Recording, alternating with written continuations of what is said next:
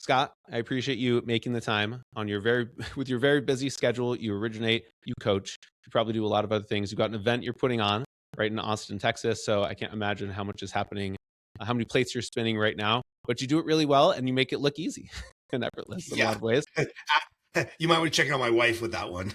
Now we don't talk. Our spouses, like, if that was easily accessible for people, right? Where it's all like, how's it really going? Right, Then right, that would be a right. very different story. All those people who look so cool on social media, right? It would not be as influential, I guess, if we knew.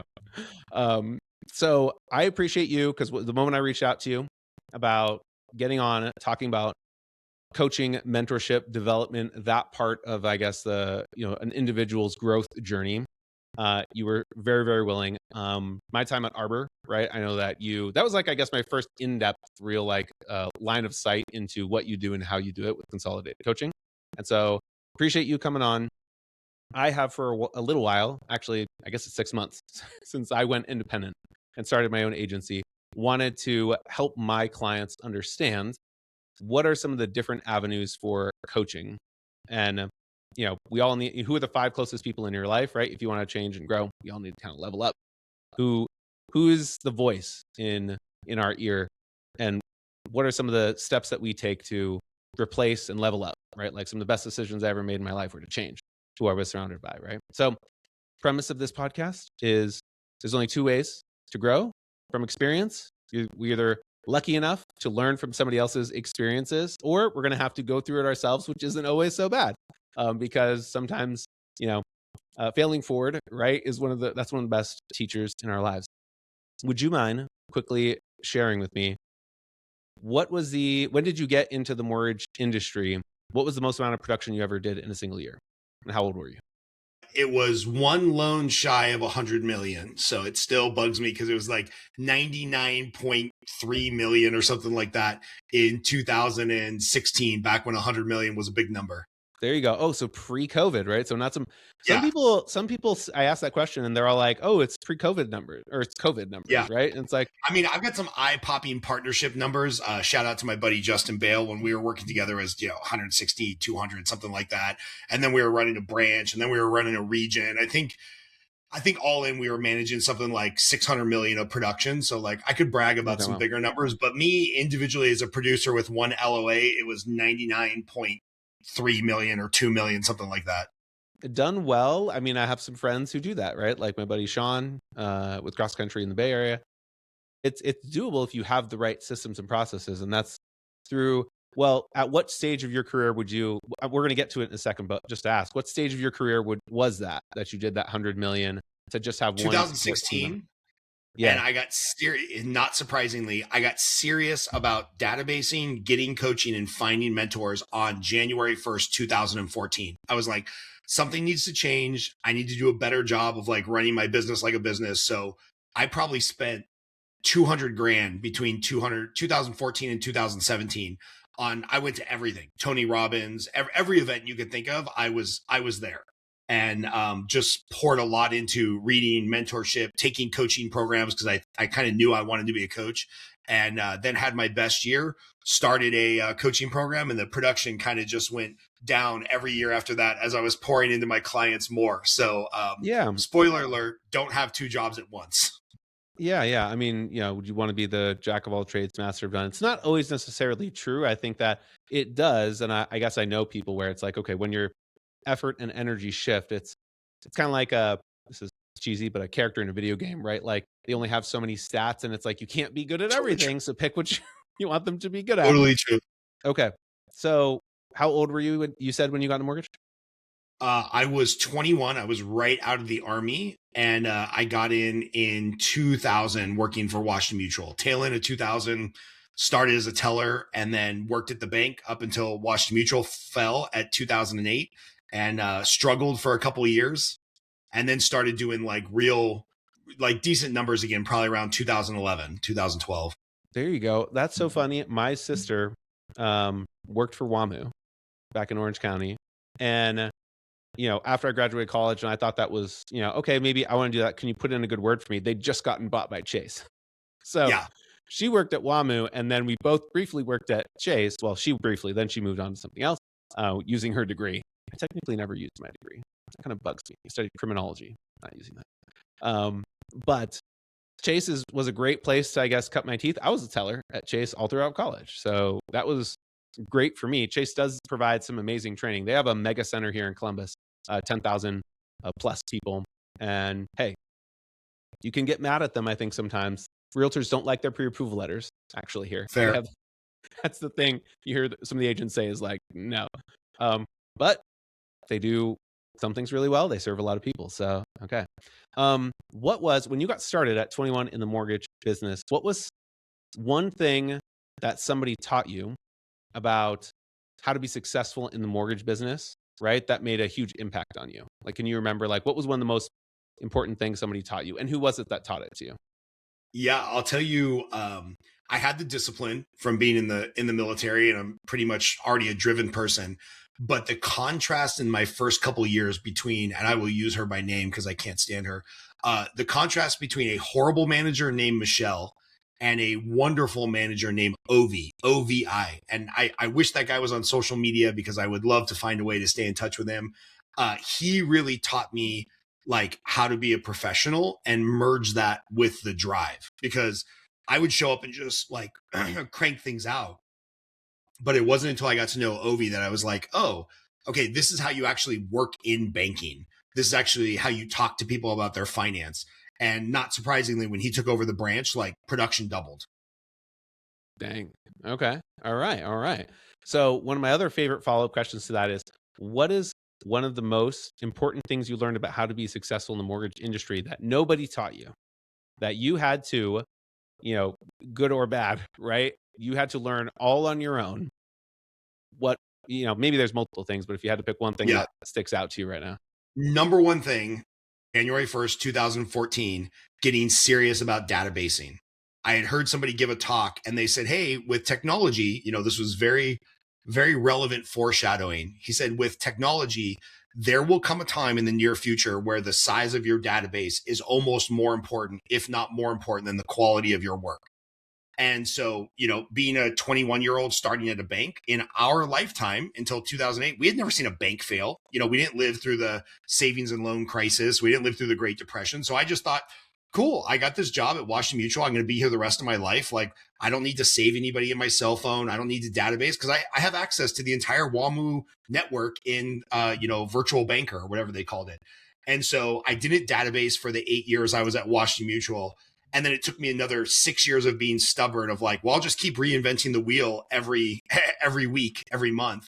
And I didn't get serious about databasing and having a CRM and scheduling the next action item until 2014. And then not surprisingly, business doubled just from being serious about that. And that's, that should be like table stakes for running any type of business in today's modern economy. But I'm shocked how many loan officers come into coaching and they still don't have their own CRM that they own, that every single lead goes into, and every single lead gets a next action item, some type of follow-up, whether it's tomorrow or next year. So that's something I had to learn the painful way. And imagine if I had 14 more years of client data when COVID hit, I'd be retired on my own private island. I would have made $5 million during COVID had I databased all those clients. I like to, one of the things, that's a great point, but I feel like, and then we both know so many people in the business where, I don't know, I call it mortgage maturity, right? And probably just maturity in general, right? Experience. And I remember when I didn't, like, I almost, it's that moment in your life where you're like not ready for the message, right? And then people say like, oh, like sometimes when you're ready, like you'll hear it in a random place when you're ready for it, right? Whether that's at a conference or something, right? Like, I've definitely experienced that with people where it's like, you can lead a horse to water, but you can't make it drink, right? Like sometimes we want better for people than they want for themselves.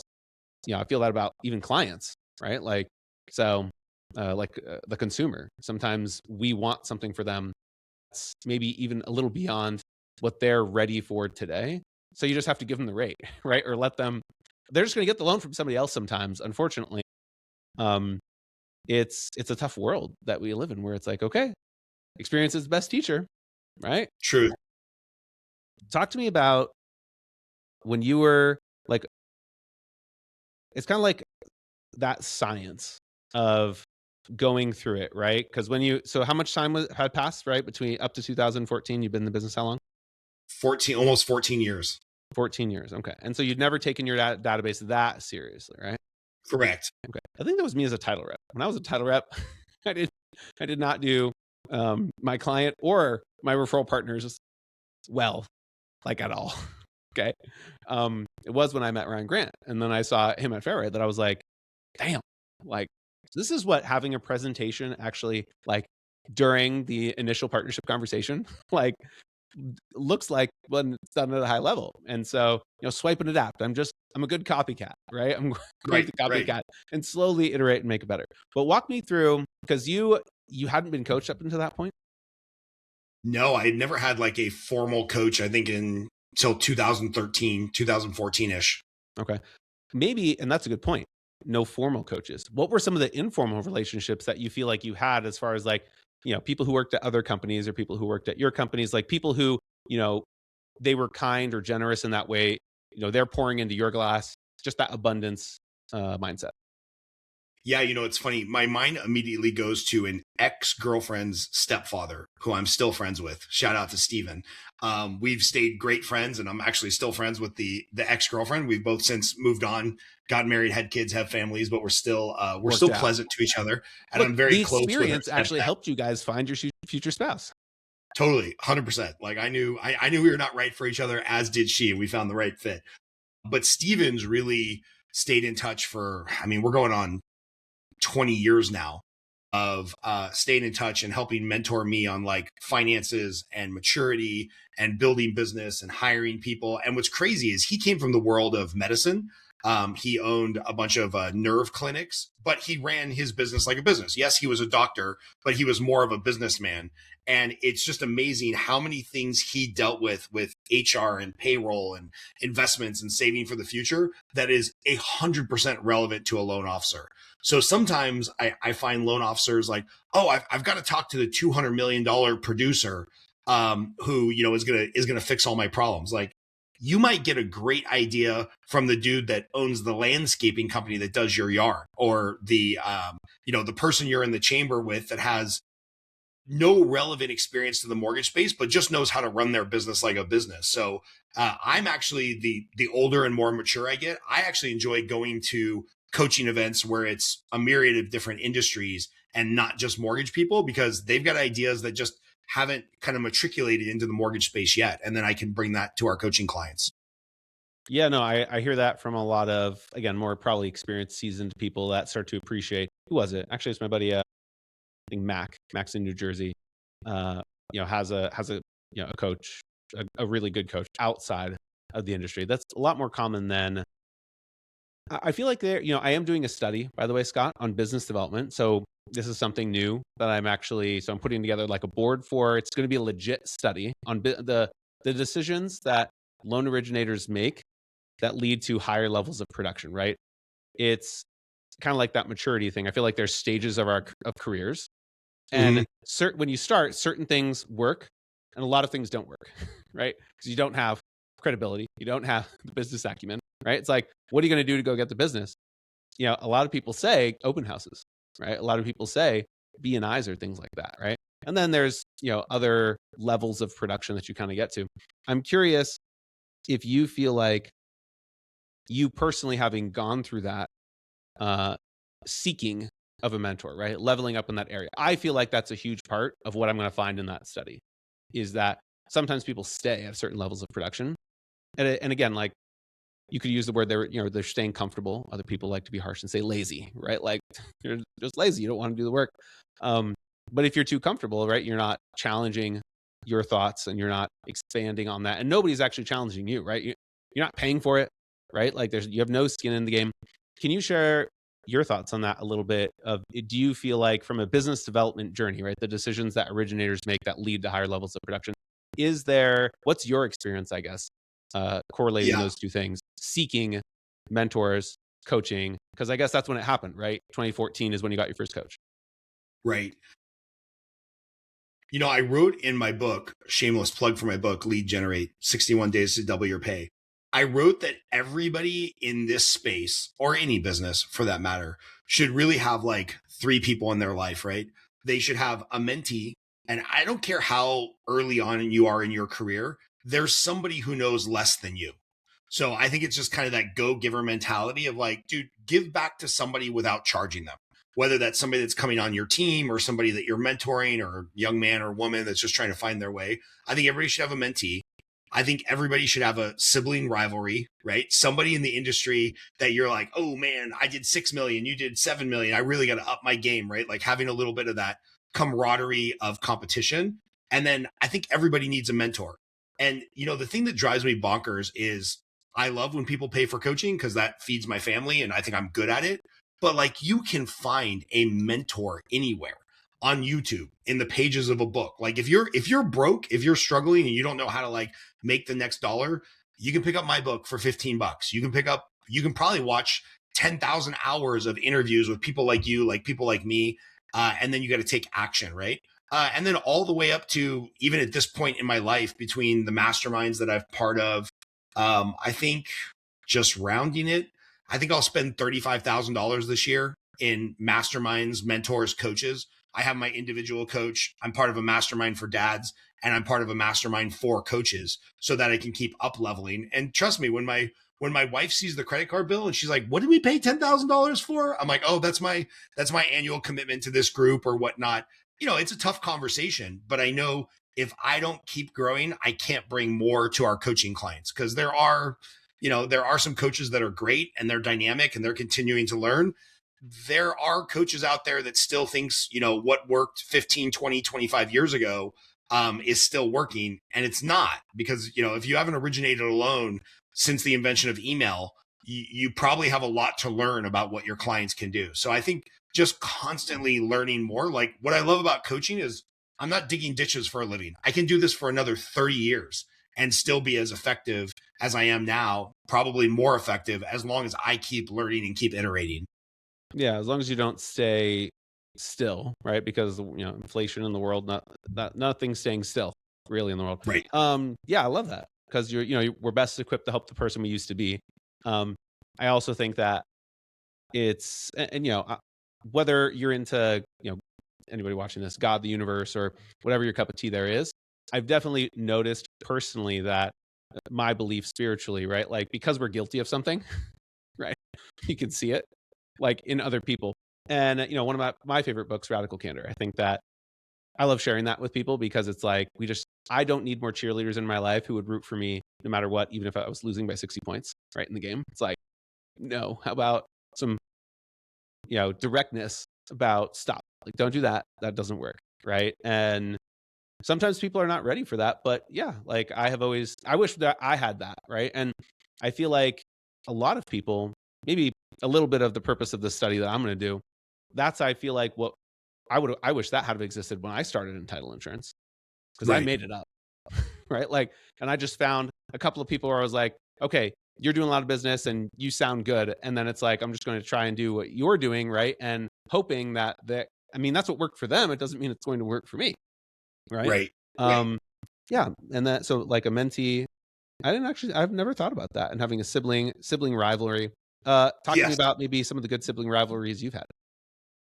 Yeah, man. I've had a few partners. I had a sibling rivalry with a guy that didn't even know we had a sibling rivalry. I was at Prospect Mortgage and I was like, I want to beat this guy. Like we play in the same sandbox. He's very good. He's got a 15-year head start on me. I want to beat him. And that was very motivating. And I could go back and look at my numbers and tell you the months that I beat him and the months that he crushed me. And, that was motivating. So, what's that? Yeah, motivating for me. You never told him, right? Like you never told him, right? Ever? Never. To this day, he has no clue. And I think not to go on my soapbox here, but I think this is something that we've lost post-COVID of everybody being, I'll use the word disenfranchised because most loan officers I know, they're just working from home and they don't have that office culture and they don't have other people there to help push them. I think that's a real loss. So, if getting into coaching for no reason other than having your tribe of people that you can lean on, because, when the processor's in Oklahoma and, your branch manager's in Florida and I'm in Nevada, like it just, the camaraderie doesn't really exist. The little accountability and the push that I used to get when I was working in an office with, 7 other loan officers, and I could hear this guy taking an app and I could hear this guy making his sales calls. It's like, you can't help but do it. And I don't know. I think COVID ruined a lot of the sales teams across the country's kind of like, I don't know, just their spirit or their ethos for competition. Yeah, and I think that everybody was happy for that afterward, right? It's like, okay, this is necessary, and then it was all like, wow, we could have done this a long time ago. And pro and con to everything, I guess, right? Like, it's like, okay, that means that you're home and you can actually like not have a commute, right? Like whatever that means, like, because again, there's probably some pros that people would advocate for. And I'm an eternal optimist. I always see perspective on both sides, right? Like, but I think that what I wanted to ask was, I guess, around mentors, because that's something that I did when I was younger as well. As I guess, even if I saw somebody like even Gary Vee, I remember when I was much younger and I was all like he's going to be my virtual mentor. And so I just made it intentional where I was like, okay, every single week I want to meet with one of my mentors. So I had some actual mentors, and it was like, okay, Gary Vee is one of my mentors. So I just go consume his content, right? And it's like, okay, how does this apply to what I'm doing? That's just mindset, right? It's that openness to learning and just making it, finding new ideas. If you need to even just, I'm surprised because most people are too afraid. And I think I had the shame beat out of me a long time ago from being a title rep, where Ditto. like cold calling on lender offices, cold calling on real estate offices, and not having a reason to be there. It's going to open houses, right, etc. Where I find it very easy for anybody listening to this. Next time you go to a conference or anything, just go straight up to the keynote speaker afterward and just say something like, "Oh my gosh, I love what you said. I feel like that really is powerful for me. I want to find a way to, whatever that meant to you in your life." Would it be crazy? Like, would you be willing to share, I'll take as little time as, you could possibly spare. I'll meet you wherever, whenever. And I did that one time. Actually, the first conference I ever went to was the conference on business and ethics in Orange County. And Dan Walker, the CEO of Farmers and Merchants Bank, largest independent bank in California, he keynoted it. I thought it was amazing. I was like, wow, that guy's like giving back like at such a high level, like the things he's doing. And I ended up having like 6, 7 private one-on-ones with him in his office in Long Beach. And no, I'll tell you a funny story about this when you're done. let's hear it. No, yeah, that I was kind of, it didn't dawn on me. So I have heard this before. It's like almost too ignorant, right? Like sometimes if we don't know, right, that's a benefit. Because yeah, you could hang out at the back of the conference with everybody else who just wants to talk about it or whatever. But I just was like, okay. And I walked up to the front and I waited, and yeah. What were you going to say? So when I was thinking about writing my book, I happened to be in a mastermind event in Austin where Jay Papasan spoke. And I happen to know who Jay was because he's basically the ghostwriter for Gary Keller. So the Millionaire Real Estate Agent, The One Thing, all of these like famous books in real estate. Jay Papasan's actually the writer that wrote those. And he's got a funny story. He was like the photocopier tech, and Gary Keller wanted to write a book, and they're like, hey, we think Jay, the office guy, we think he's a writer. You should go talk to him. And then Jay's now written, I think, 3 Wall Street Journal bestsellers. Like, he's amazing. So I caught him walking out. I was like, hey, man, I'm thinking about writing a book. Can I get 10 minutes of your time? And he's like, yes, here's my secretary. Call her. She'll set something up. So I call the secretary.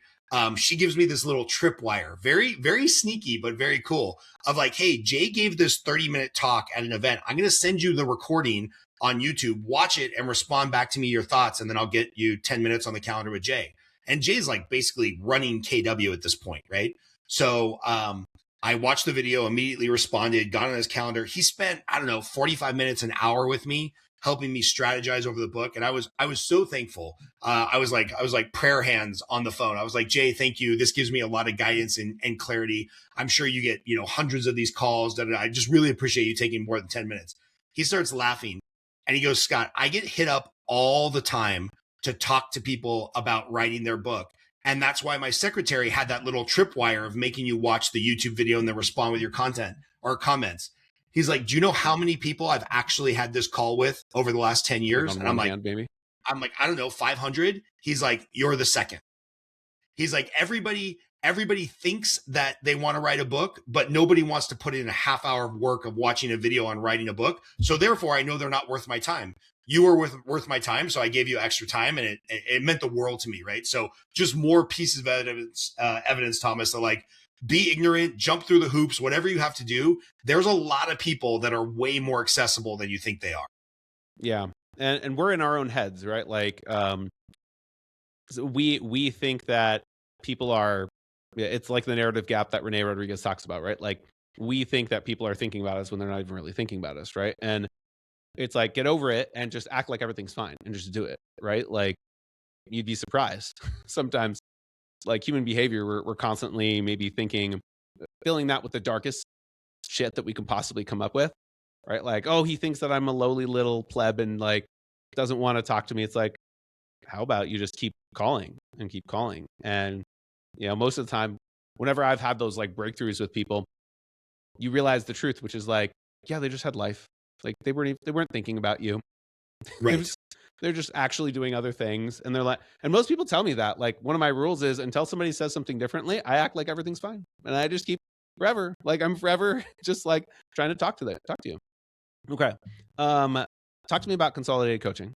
And I'd like to get a little bit more of your experience with kind of what consolidated coaching is. And for you coming into that with your experience, right? Your personal experiences that you went through and the things that maybe, obviously a lot of people helped you, but a lot of people, there were a lot of things that you didn't, that you had to learn on your own. So a little bit of before you started consolidated coaching, what was that like? Yeah, it's funny. I had taken this personality test at some point. I can't remember if it was Myers-Briggs or something. One of the more in-depth batteries of personality tests, and it was for somebody that wanted to do marketing for me, and they were trying to identify like your superhero powers. And I realized from taking that test that like, oh, whether it's the success that I had in the army or the success that I had in the mortgage world or now the success that we're having in coaching, I have like a natural ability to explain complex stuff in like easy to devour tidbits. And so when I took that test, which was before I started the coaching program, I was like, oh, that's it. Like, that's my superhero power. I can take really complicated stuff, like somebody wants to, fund 100 million in business, and really drill it down to like, what are the daily activities? What are the steps? What are the incremental improvements we have to make? Because like I've done this before at a keynote. I've shown like 3 different pictures, and if they're not side by side, humans don't even have the ability to conceptualize like 100,000 grains of rice versus 1,000,000 grains of rice, right? What So does like, it look like is what you're saying, what does it right? look Like, like, right? conceptually. Like funding 100 million in business, like that's almost too much for our little human brain to like computate. But if you break it down, like, hey, here's the calls, here's the activities, here's the lunch and learns, here's all the stuff you have to do. And one of the big ethos of our coaching company is it's better to be consistently good than occasionally great. Because I think if we see this all the time in the gym world, right? Somebody shows up, they didn't do anything all year, and then January 2nd, they're going to run a marathon on the treadmill. It's like, no, I'd rather see you go for a 10-minute walk every day at lunch. Like, it's better to be consistently good than occasionally great. So whatever it is, whatever we dive into with the coaching client, whether it's our digital delivery or I do keep space for 4 or 5 private coaching clients a week, again, whether it's the $400 level or the $4,000 level, we're really just trying to get to the bottom of is like, okay, how do we take this really big goal and chunk it down to action items that don't seem overwhelming in the moment? Because even somebody trying to go from 15 million a year to 30 million a year in production, that feels insurmountable. But out there in Columbus, Ohio, you know the gentleman I'm talking about.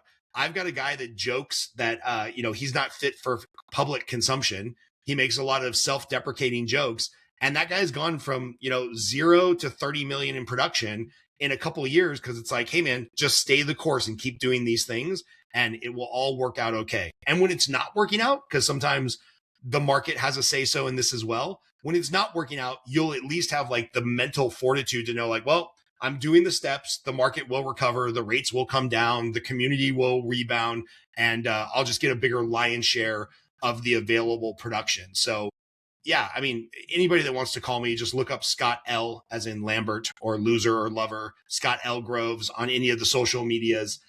We can schedule a time to talk. Whether you sign up for coaching or not, I can't help but help. So we'll just talk for a half hour about what's going on with you and see if coaching's a fit. But it's really just like breaking down the complex to the daily activities, right? We all know how to lose weight. Sleep more, drink more water, eat less shit, move your body. But a lot of people still need a nutritionist or a trainer to help them with the actual movements and the activities and the dietary plan that's going to get them there. Yeah, I couldn't agree more. Well, talk to me briefly, just because I want to understand that with you. So the $400, $4,000. What are the kind of the offerings through Consolidated Coaching? Yeah, so basically we have 3 levels. One is just a $400 digital delivery. You see me talk every day for 10 minutes. We do that live. We do some monthly coaching calls, and that's probably good for your person that's in the like $5 million to $15 million range of production and just wants to double that. Then we have a small group mastermind that's about $1,000 a month. That's for those people that are in the 20, 25 million. They want to go to 50 or 100 million, or they want to open their own brokerage, or they want to become a producing branch manager. And then private coaching goes anywhere from $1,700 to $4,000 a month, depending on production level. Am I going to be doing meetings with your team? Am I going to be flying with you to do workshops, things of that nature? So it's kind of like, once I get to individual, it's more like, where are you at? What are the problems we're trying to solve? What is that worth? And then we'll come up with a plan that fits. But our two levels of digital delivery, $400 a month, $1,000 a month, kind of based on where your production and what your goals are. Got it. Okay. And so, yeah, that makes sense. That third level is kind of a la carte, right? To A that. la carte, exactly. How many coaches do you have? Or? Coaches? Me? No. Yeah, I wasn't sure. I was actually like, wait, is he going to say it's just him and he does all this? Maybe. Yeah, no, I do about 90% of the coaching curriculum, the individual coaching. I do all of that. And then I do have about 5 or 6 co-coaches, like my friend, Kevin Ducey, our friend, your mutual friend, that we bring in for specialty stuff. So like, Kevin's an awesome, HR director, right? Like he ran an HR company and has hired and fired more people than you and I were able to think of. And I've got different co-coaches in the area of giving presentations, cold calling, things like that. I bring them on kind of as like advisors. So there's me and like 6 advisors is kind of the way I would say it. And then we've got our social media guy and all that fun stuff. Okay, cool. Well, I mean, that definitely helps. And I appreciate you breaking that down concisely, because I think that at the end of the day, we're the best person to make decisions for ourselves. And we know everything else that we have going on in our lives. So, for my buddy who recently mentioned this to me in Florida, he really wanted that one-on-one and felt like some of the other things that he'd had exposure to up to this point, that it's really expensive. Like if you want to get one-on-one coaching with some of these companies in the space today, and how good is it, right? Like, because it might depend on where you're at, right? Because sure, like there's 3 forms of currency: time, money, energy. What would you trade, right? Yeah, some people want to trade money for that one-on-one, which if that's going to lead to more freedom of time and energy. So cool. Scott, thank you for making the time to come on. I appreciate you.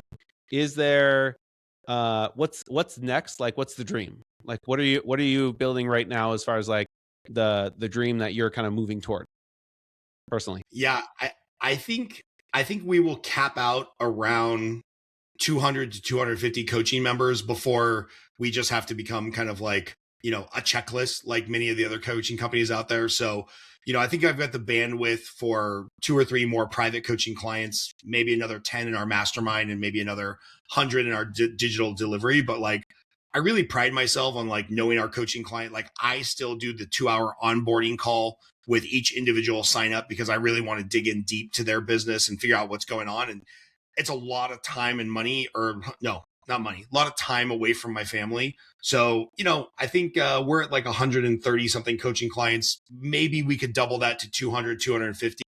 But at some point, like, I don't want to be some of the other bigger players out there where you don't even really know your coach and it's all just this systematic checklist, because everybody's business is a little different, right? And different things will work for different people. So I need to know that about them. And it's hard to grow that. Hard to clone myself. What I would like for my future is some speaking engagements on business. So if anybody Okay. out there is looking for a speaker for President's Club or regional meetings or workshops that you guys are doing, I really love speaking. I'm pretty good on stage. And so finding a way to get paid for speaking is the next evolution. Nice. Love that. Well, that's what I was kind of wondering is like, what's something that for you, you're passionate about that also like really contributes toward that dream. So super cool. Thanks for sharing that. All right, great. Thank you, Scott, for making the time again to come on. For all of you who made it this far in the video, thank you for watching. If you got something from it, please like, subscribe, share this with somebody else who will get something from it. Go find Scott, right? You said SL Groves, right? Instagram, Facebook, you name it. TikTok? LinkedIn, all the Are you on places. TikTok? I have a TikTok, but it's managed by the team. I refuse to download it to my phone. So don't message me on TikTok. Instagram, Facebook, LinkedIn, or just email Scott at Scott Groves team. We got you covered. Perfect, man. All right, cool. Thank you, Scott. To everybody else, we'll see you in the next video. Thanks you. Thank you so much.